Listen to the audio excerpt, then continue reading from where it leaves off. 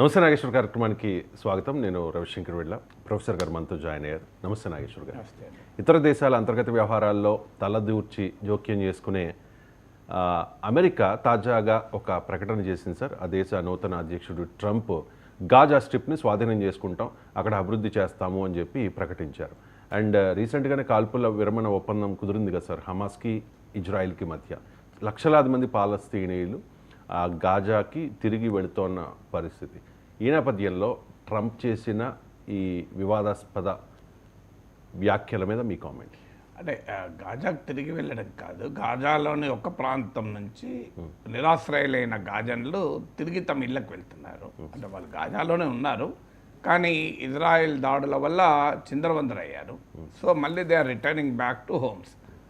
ఇప్పుడు ట్రంప్ ఎందుకు ఈ క్లారిఫికేషన్ అంటే, ఇప్పుడు ట్రంప్ చెప్తున్నది ఏంటి అంటే కంప్లీట్గా గాజన్లను ఇంకో ప్రాంతం తరలించడం అనేది.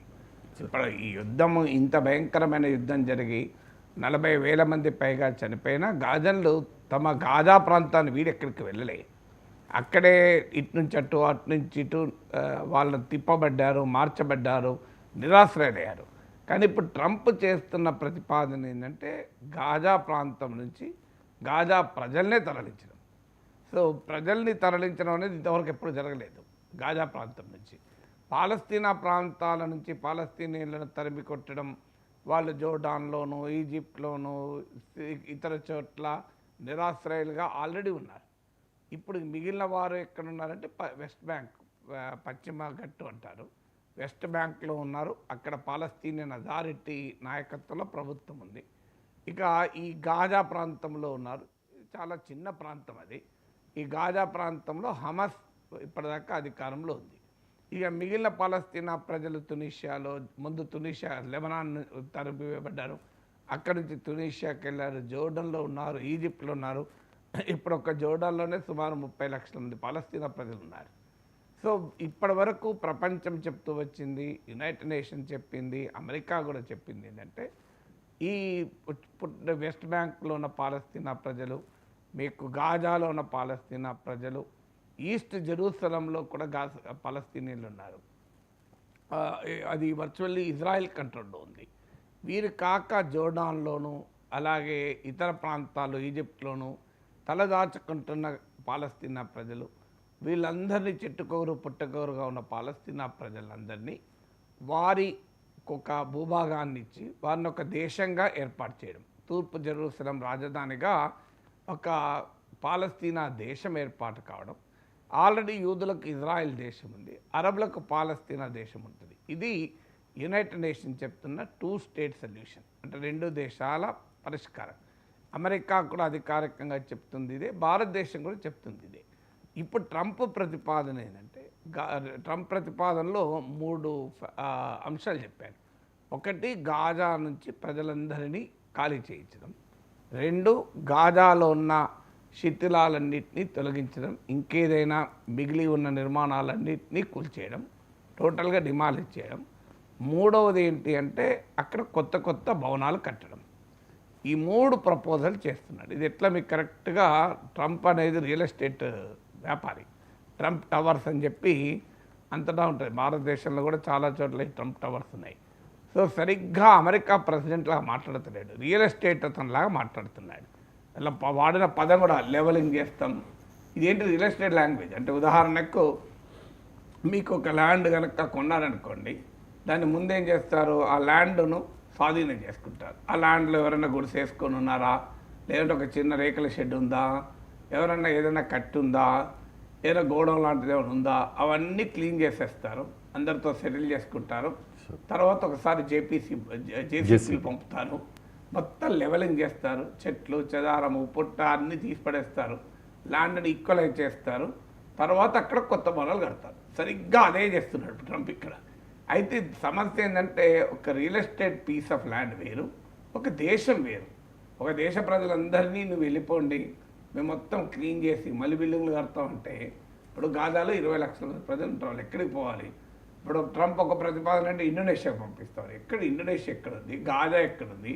అక్కడి నుంచి ఇండోనేషియాకి ఇన్ని లక్షల మంది ప్రజలు పోయి రైట్ ఎక్కడ ఉంటుంది సార్ ట్రంప్కి?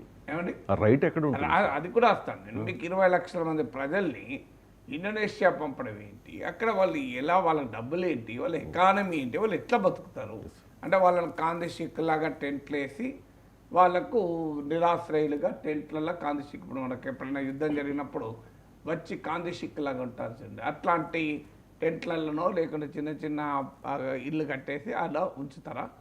ఏంటి అసలు ట్రంప్ చెప్తున్నది? ఇక్కడ సమస్య ఏంటి అంటే, ఒకటి ట్రంప్కు ఫస్ట్ మీరు అన్నట్లు ట్రంప్కి హక్కు అది అమెరికా భూభాగం కాదు, అది గాజా పాలస్తీనా ప్రజల భూభాగము. ఇప్పుడు ట్రంప్ రేపు గాజా అంటాడు, రేపు మీరు ఈ ఆదిలాబాద్ జిల్లా ఖాళీ చేయండి, శ్రీకాకుళంలో ఇచ్చాపురం నుంచి టెక్కల వరకు ఖాళీ చేయండి, ఇక్కడ నేను ఒక ట్రంప్ టవర్స్ కట్టేస్తా, ఈ ప్రజలందరూ కృష్ణా జిల్లాకు గుంటూరు జిల్లాకు వెళ్ళిపోండి, లేదా ఒరిస్సాకి వెళ్ళిపోండి, లేకపోతే మారిషస్కో నేపాల్కి వెళ్ళిపోండి, నేను ఇదంతా డెవలప్ చేసి మొత్తం కొలగొట్టేసి ఇక్కడ ఉద్యానం ఇదంతా ఆరడి చెట్లు అన్ని తీసి పడేస్తా, బీచ్ పక్కన నేను రిసార్ట్స్ కడతా అంటే మనం ఒప్పుకుంటామా? సింపుల్, ఇచ్చాపురం నుంచి టెక్కల దాకా చాలా బ్యూటిఫుల్గా ఉంటుంది భీమిలి, ఇక్కడ వరకు ఉన్నాయి మొత్తం. భీమిలి అంటే డెవలప్ అయింది, అటువైపు డెవలప్ కాలే, నేను ఇక్కడ ఒక 5-6 బీచ్లు కడతా, బ్రహ్మాండ డెవలప్ చేస్తాం, మీరంతా వెళ్ళిపోండి అంటే మనం ఎట్లా రియాక్ట్ అవుతుందని చెప్పండి. సో ట్రంప్ ఏం మాట్లాడుతున్నాడు? అమెరికా అంటే అంటే ఒక దేశము, అక్కడ ఒక ప్రజలు, వాళ్ళకు భూభాగము, వాళ్ళు పుట్టారు పెరిగారు, అక్కడ సంస్కృతి, అక్కడ కల్చరు, అక్కడ జ్ఞాపకాలు అవన్నీ ఉంటాయి కదా, నీ ఇష్టమా? సో అది రియల్ ఎస్టేట్ ప్రాపర్టీ. సో ఇప్పుడు అందుకే నేను ఉదాహరణ చెప్పాను మీకు, ఇచ్చాపురం నుంచి టెక్కలి వరకు ప్రజలు కాల్ చేసేయండి, ఇది మొత్తం నేను రిసార్ట్ కట్టుకుంటా అని ట్రంప్ అడిగితే మనం ఊకుంటామా? సో గాజా ప్రజలను కూడా ఇప్పుడు అదే చేస్తున్నాడు, అది సమస్యకు పరిష్కారం అని చెప్తున్నాడు. విచిత్రం ఏంటంటే సమస్య పరిష్కారం అవుతుందా? అది మీరు మొత్తం ఖాళీ చేసేసి, ఇప్పుడు ఉదాహరణకు మనకు కూడా బస్తర్ ప్రాంతంలో, మీకు అలాగే ఈ సెంట్రల్ ఇండియాలో నక్సలైట్ మావోయిస్ట్ సమస్య ఉంది. భారత ప్రభుత్వం కనుక అక్కడ అందరినీ ఖాళీ చేసి పడేయండి, నేను మొత్తం గిరిజనులు ఎవరు ఉండొద్దు, ఆదివాసులు ఉండొద్దు, మీరు ఉంటేనే నక్సలైట్లు ఉన్నారు, మొత్తం ఖాళీ చేస్తే నేను దాన్ని ఈకో టూరిజం పార్కులు కడతా, లోపల మ్యారియట్ హోటల్స్ పెడతా, స్టార్ హోటల్ పెడతా అడవులలో అంటే జనం ఒప్పుకుంటారా అంటే చెప్పు. సో భారత ప్రభుత్వము భారత భూభాగం మీద అంటేనే ఒప్పుకోరు. మూసీ పరివాహక ప్రాంతం నుంచి మూసీ పరివాహక ప్రాంతం అంటేనే ఇంత గొడవ జరుగుతుంది. ఇప్పుడు ట్రంప్ ఏం చేస్తారంటే దాన్ని ట్రంప్ దృష్టిలో ఏంటంటే అది బ్యూటిఫుల్ ల్యాండ్, మొత్తం బీచ్, మెడిటరేనియన్ సీ, మధ్యధరా సముద్రం. సో ఒకవైపు మొత్తం సముద్రం ఉంటుంది, మిగతా ఒకవైపు ఇజ్రాయెల్ ఉంటుంది, ఇంకోవైపు ఈజిప్ట్ ఉంటుంది. సో అందువల్ల ట్రంప్ ఉద్దేశం ఏంటంటే బ్యూటిఫుల్ బీచ్ ఫ్రంట్ ప్రాపర్టీ అవుతుంది. మీకు ఇప్పుడు భీమిలి వెళ్ళండి, వైజాగ్ వెళ్ళండి, అక్కడ బీచ్కు దగ్గరలో మనకు ఇప్పుడు మీరు ఎక్కడికైనా వెళ్ళండి, ఈవెన్ కేరళ వెళ్ళండి, మీకు బీచ్ వైపు ప్రాపర్టీస్ ఉంటాయి. అండమాన్స్ వెళ్ళండి, బీచ్ వైపు ప్రాపర్టీస్. ఇప్పుడు మేము అండమాన్స్ వెళ్ళాం, ఐటీసీ వాళ్ళ హోటల్లో ఉన్నాం.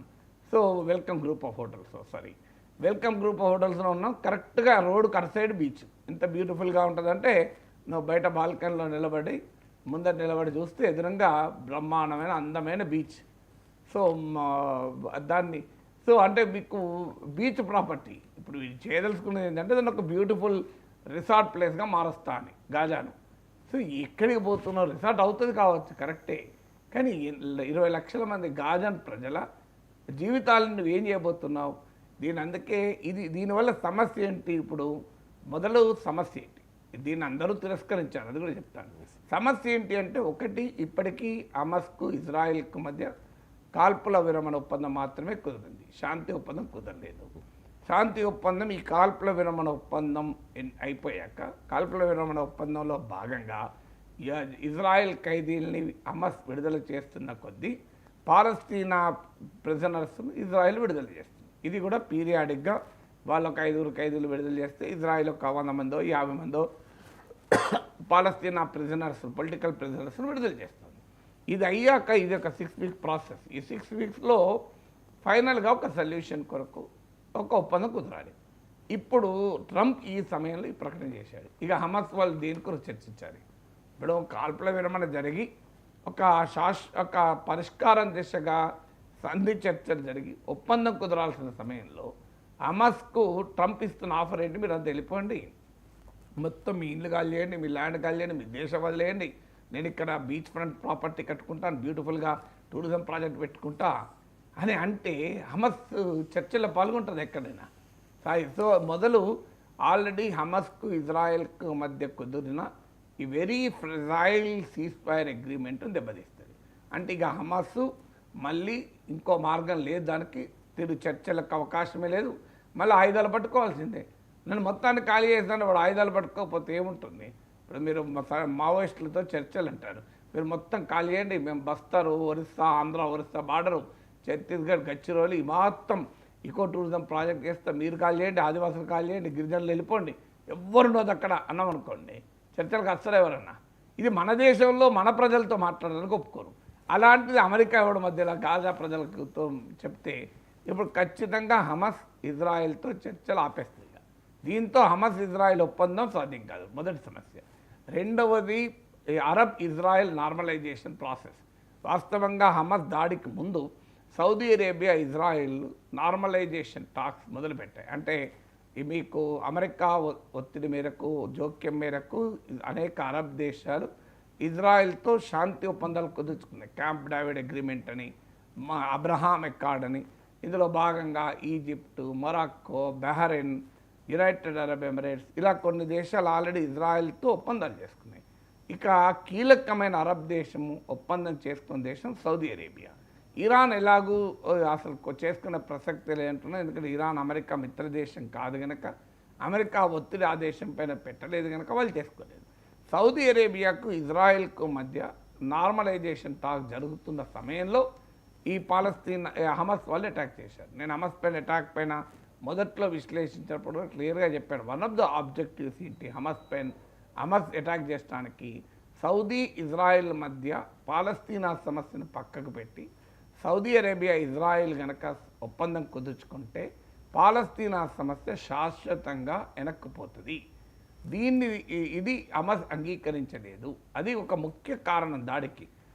అన్నట్లే ఒక్కసారి దాడి జరిగింది, హమస్ దాడి చేశారు, తర్వాత ఇజ్రాయెల్ యుద్ధం ప్రకటించింది, సౌదీ అరేబియా ఇజ్రాయెల్ మధ్య టాక్స్ ఆగిపోయాయి. హమస్ ఏ లక్ష్యాన్ని అయితే ఎంచుకుందో ఆ లక్ష్యం నెరవేరింది. ఇప్పుడు సౌదీ అరేబియా నిన్న కూడా మొహమ్మద్ బిన్ సల్మాన్ చాలా క్లియర్గా ప్రకటన చేశారు. పాలస్తీనా దేశం ఏర్పాటు, తూర్పు జెరూసలం రాజధానిగా పాలస్తీనా దేశం ఏర్పాటు అయ్యేంత వరకు ఇజ్రాయెల్తో చర్చల ప్రసక్తే లేదు అని సౌదీ అరేబియా ప్రకటించారు. సౌదీ అరేబియా అమెరికాకు చాలా సన్నిహిత మిత్ర దేశం. ట్రంప్ ప్రెసిడెంట్ అయ్యాక ఫస్ట్ టైం మాట్లాడింది మొహమ్మద్ బిన్ సల్మాన్తోనే. అందువల్ల అరబ్ ఇజ్రాయలీ టాక్స్ ఆగిపోతాయి. అంటే వెస్ట్ ఏషియాలో శాంతి కొరకు జరిగే ప్రయత్నాలు శాశ్వతంగా ముగిస్తాయి, ఇక మూతపడతాయి. అంటే పశ్చిమాసియాను ఒక పర్మనెంట్ క్రైసిస్ ఏరియాగా, పర్మనెంట్ టెన్షన్ ఏరియాగా ట్రంప్ మార్చబోతున్నాడు. ఇది రెండవది. మూడవది 1948 నుంచి ఇప్పటి వరకు యునైటెడ్ నేషన్ చెప్తున్నది ఏంటి? అయ్యా ఇక దీనికి శాశ్వత పరిష్కారం ఒకటే. దీనికి శతాబ్దాల చరిత్ర ఉంది. పాలస్తీనా తిరుగుబాటుకు, పాలస్తీనా సమస్యకు యునైటెడ్ నేషన్ చర్చించి రెండు దేశాలుగా ఏర్పాటు చేద్దాం. యూదులకు ఇజ్రాయెల్, అరబ్ పాలస్తీనీయులకు పాలస్తీనా దేశం. ఒకప్పుడు ఇది మొత్తం పాలస్తీనా దేశంగానే పిలిచేవాళ్ళు. కారణాలు ఏదైనా చరిత్రలోకి వెళ్తే ఇప్పుడు చాలా లాంగ్ హిస్టరీ అవుతుంది. సో యునైటెడ్ నేషన్ చెప్పింది 2 స్టేట్ సొల్యూషన్. అంటే యూదులకు ఇజ్రాయెల్, అరబులకు పాలస్తీనా, ఈ రెండు దేశాలు ఏర్పడాలి అని సొల్యూషన్ చెప్పారు. దానికి అరబులకు పాలస్తీనా దేశం అనే అస్తిత్వాన్ని ఇజ్రాయెల్ అంగీకరించలే. యూదులకు ఇజ్రాయెల్ అనే దేశాన్ని హమస్ లాంటి సంస్థలు అంగీకరించలే. మొదలు పిఎల్ఓ కూడా పాలస్తీనా లిబరేషన్ ఆర్గనైజేషన్ అంగీకరించలే. కానీ తర్వాత పిఎల్ఓ తన విధానాన్ని మార్చుకొని మాకు ఒక దేశం ఇస్తే చాలు, మేము ఇజ్రాయెల్ గుర్తిస్తామన్నారు. ప్రపంచమంతా చెప్పేది, అమెరికా చెప్పినా, యునైటెడ్ నేషన్ చెప్పినా, ఇండియా చెప్పినా ఒకటే చెప్తూ వచ్చింది. ఇక దీనికి ఒకటే పరిష్కారం, మీరంతా కలిసి ఒకే దేశంగా ఉండరారు. యూదులు, అరబులు, పాలస్తీనీలు కలిసి ఒకే దేశంగా ఉండలేరు. రెండు వేరు వేరు దేశాలుగా ఎవరి మనుగడ వాళ్ళు సాధించడమే అని. సో ఈ 2 స్టేట్ సొల్యూషన్కు ఇజ్రాయెల్ ఇప్పటివరకు ఒప్పుకోవడం లేదు. ఈ మధ్య హమస్ కూడా కొంత రెడీ అయింది ఒప్పుకోవడానికి, హిజ్బుల్లాలు కూడా రెడీ అయినాయి. కానీ ఇజ్రాయెల్లో ఉన్న ప్రతిపక్షాలు కూడా రెడీ. కేవలం ఇజ్రాయెల్లో ఉన్న నెతన్యాహు లాంటి వాళ్ళు, ఫార్ రైట్ గ్రూప్స్ మాత్రమే వ్యతిరేకం. వాళ్ళది మెజారిటీ ఉండే వరకు ఈ పని అవుతలేదు. ఇజ్రాయెల్లో ఉన్న అపోజిషన్ లీడర్, ఇజ్రాయెల్ మాజీ ప్రధానమంత్రి మన టీవీ ఛానళ్ళకి ఇచ్చిన ఇంటర్వ్యూలో కూడా చెప్పారు, 2 స్టేట్ సొల్యూషన్ ఒకటే దీనికి మార్గము, శాశ్వత పరిష్కారం పాలస్తీనా దేశం ఏర్పాటు కావడమే అని. సో ఇజ్రాయెల్లో ఉన్న పొలిటికల్ ఒపీనియన్ కూడా అదే. కానీ ఇప్పుడు ఒక్కసారి ట్రంప్ చేసిన ప్రతిపాదనతో ఆ 2 స్టేట్ సొల్యూషన్ అనేది శాశ్వతంగా వెనక్కిపోతుంది. ఇంకా రెండు దేశాలు ఎక్కడిది?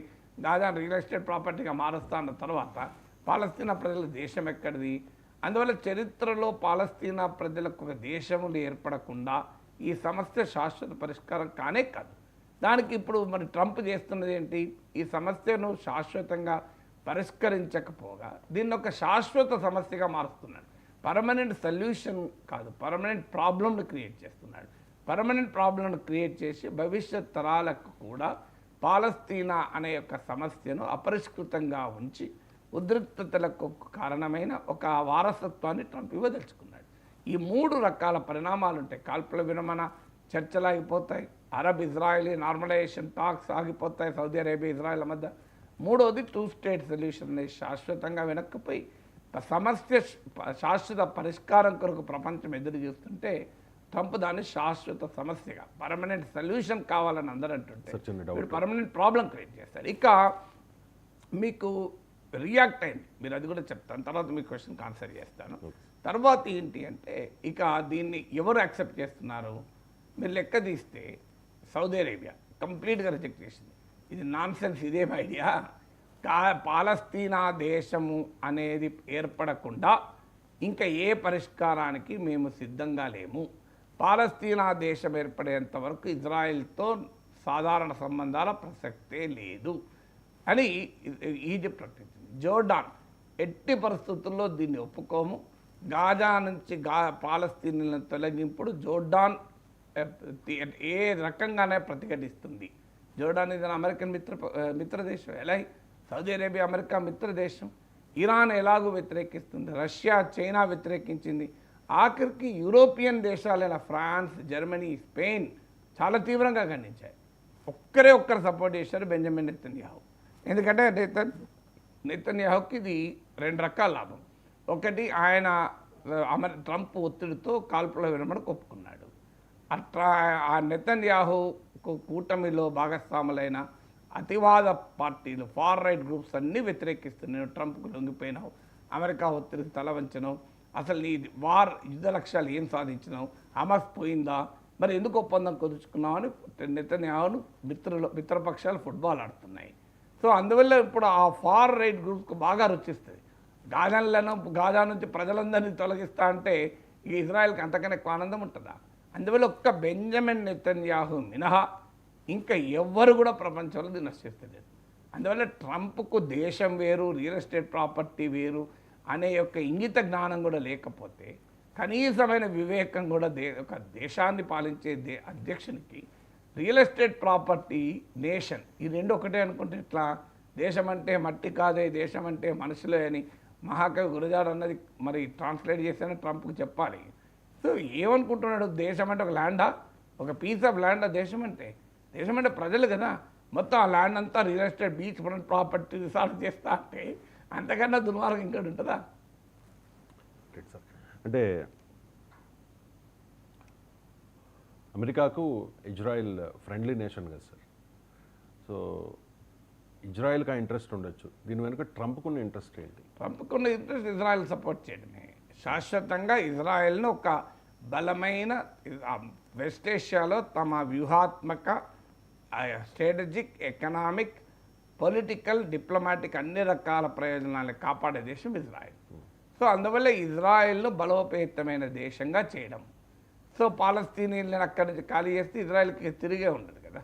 ఇప్పటిదాకా పాలస్తీనా ప్రజలు 60 దశాబ్దాలుగా అంత మాతృదేశం కొరకు పోరాడుతున్నారు, ఇజ్రాయెల్ అంగీకరించడం లేదు, అన్ని రకాలుగా పోరాడుతున్నారు. ఇప్పుడు వెస్ట్ బ్యాంక్లో ఉన్న పాలస్తీన్ అథారిటీ ప్రజలు శాంతియుతంగా పోరాడుతున్నారు. ఇక్కడ గాజాలో హమస్ లాంటి సంస్థలు ఆ సాయుధంగా కూడా పోరాడుతున్నారు. సో ఈ మిగతా అరబ్ దేశాలు పోరాడుతున్నాయి. సో మీకు లెబనాన్లో హిజ్బుల్లా పోరాడుతుంది. సో అందువల్ల ఇక ఇజ్రాయిల్కు హెడేక్ లేకుండా పోతుంది కదా. ఇజ్రాయిల్ కోరుకునేది ఏంటి? ఇజ్రాయిల్ ఒక బలమైన ఇజ్రాయిల్ని సృష్టించడం అనేది అమెరికా లక్ష్యం. సో అమెరికా లక్ష్యము ఇజ్రాయిల్ కనుక ఇజ్రాయిల్కి అనుకూలమైన పరిష్కారాన్ని ఇజ్రాయిల్ ఈవెన్ బెంజమిన్ నెతన్యాహు కూడా అడగలేదు, అంత ధైర్యం చేయలేదు. అలాంటి పరిష్కారాన్ని ట్రంప్ సూచిస్తున్నాడు. Right sir. ఇక నెక్స్ట్ ఢిల్లీ ఎన్నికలు ముగిశాయి, ఎగ్జిట్ పోల్స్ వచ్చేసాయి. ఎగ్జిట్ పోల్స్ ప్రధాన సంస్థల సర్వే ఎలా ఉంది అనేది